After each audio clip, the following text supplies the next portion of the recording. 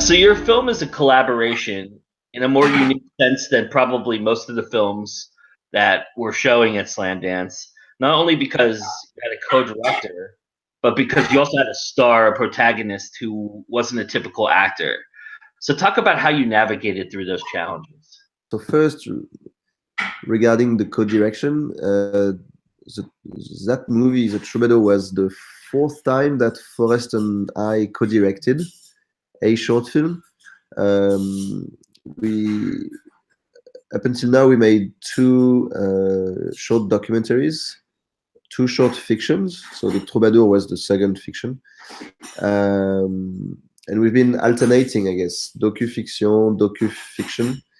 And so, in that sense, making The Troubadour was sort of a natural extension of a collaboration. We shot in 2015 in October, the Troubadour. So by that time, we knew each other fairly well. As for the problems, I would say, I mean, neither of us speak Japanese, so that when they spoke in Japanese, we just had to trust them. They were mainly casted for their, especially Hachi and the other boatman. We had the people in mind, really writing the characters. So from the script writing, even before that time onward. So we knew who was going to be there. And Hachi, the musician, he's one of my best friends who I've known for 10 years. The children, I mean, they were non-professionals. Just getting them to do anything was difficult. So I wouldn't say like less of linguistic problems, because it was constructed in a way that you know, it's not so, the delivery of tone and emphasis on certain dialogue was never really the focus of the film. So we even, I think, probably removed 30-40% of the dialogue from the script.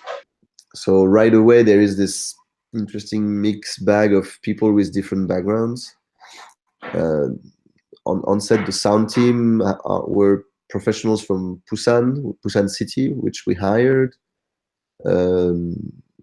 Our executive producer is a filmmaker from Busan. The cinematographer, he's a professional cinematographer who studied in Russia, which is actually at the famous film school in Moscow. So it was an interesting mix. I mean, the aesthetics of this film are absolutely gorgeous. I mean, just breathtaking. I mean, Thanks. I know in the Q&A that you guys said that was a natural setting, that you guys just found it on a whim. But did you guys have to design around?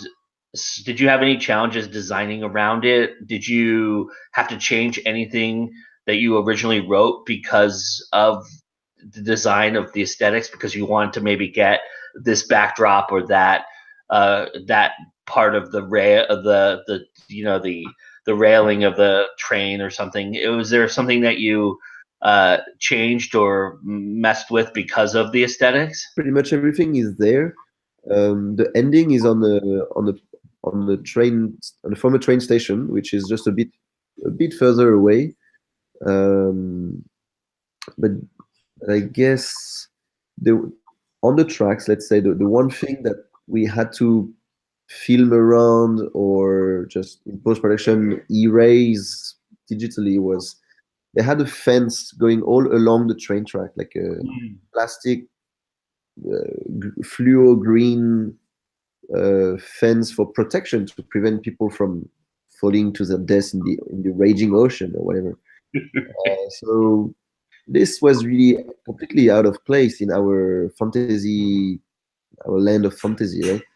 And so sometimes we were able to film around that. Sometimes it interrupts for a while. So then we would use that location a bit more heavily.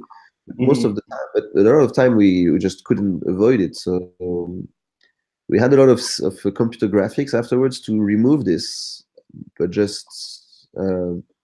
but keep as much from the actual location as possible. So for example, there's a shot that really is like in the perspective of the track, but the fence just goes just go to up to a point, and then behind this you see trees anyway. So Yeah.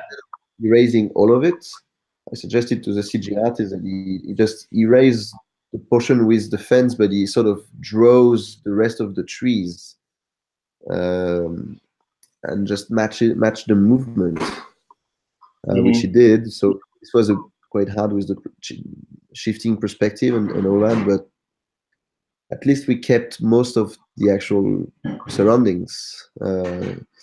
But things like this we had to do a lot, just hiding a lamp post, or just enhancing a bit the nature, just to give it that extra bit of otherworldliness. But otherwise, Sure. a lot of things were like at some point when they say farewell to the children, it's set very nearby some kind of totems, like wooden tall totems. Those were actually here. They're part of the decor back there. Like I think there's supposed to be spirits who protect the entrance of a village or something. So it's sort of a perfect element of Korean culture embedded in the movie, that at the moment where it actually makes sense, they are leaving the land of the children and they're continuing their journey. So this we were lucky with the location. Clearly, we were not gonna sculpt 15 3-meter high totems for this movie, but they were here and they look good. So the main element was the boat, of course, the rolling boat. This one took weeks, and we were lucky that Forest was teaching English to a very successful stage designer. I think someone who actually did something for the Winter Olympics that are playing now. So an important guy really, but he became friendly with him. He liked the project. For him, building a boat that drives on train tracks is almost a reprieve from the giant stage project that he usually designs. I mean, that opening shot on the rocks, I think that was from the beginning, just finding that location. I always felt like, oh, that could be the GNC. It could be anywhere. Like, it doesn't look like, it's not really specific to Korea. And this the whole these decommissioned train tracks. There's just so many really interesting locations, and not all of which made it into the movie. What do you like about being an indie filmmaker? And having someone like having this partnership from the very beginning, from all the from the inception of the idea. In a way, I think the strength is that you just settle for what's best. Okay, what's kind of the best possible? What's best for this? And okay, well, that's done. What's next? Well, there's this. Okay, well, if we do that, then we can go this. Okay, well, let's so you can just keep kind of building and building, and that's how we were able to do our last two fictional shorts that way. So far, what I liked about being independent is we could literally do whatever we wanted. It's actually nice to design stories like this, I think, for sure. So when you look at something like this on screen, you obviously, as artists, we're never truly satisfied with our work 100%. We notice little things here and there that we wish we had done differently, or especially on the big screen, tends to expose a lot of things. But I want to know from you, not what you like, but tell me something that you thought you really nailed. I guess before the tunnel, that the tracking shot where the boat disappears behind Hachi's head, that Madadayo, this that was from a kind of stolen from a Kurosawa movie. We know that he wanted to that he had to cross this threshold, that he would be afraid. But the way that the shot worked out, it was just old school effects. The boat, we pulled the boat behind his head so you couldn't see it. But that shot worked out really well. The actors did a good job, and it was one of those where between cuts, everyone would huddle over the monitor and check it out. Troubadour was somehow kind of an overwhelming project to film, to finish. and even to submit to festivals. We sent it to 250 festivals. We received 17 positive selections, but for 6 or 7 months we had nothing.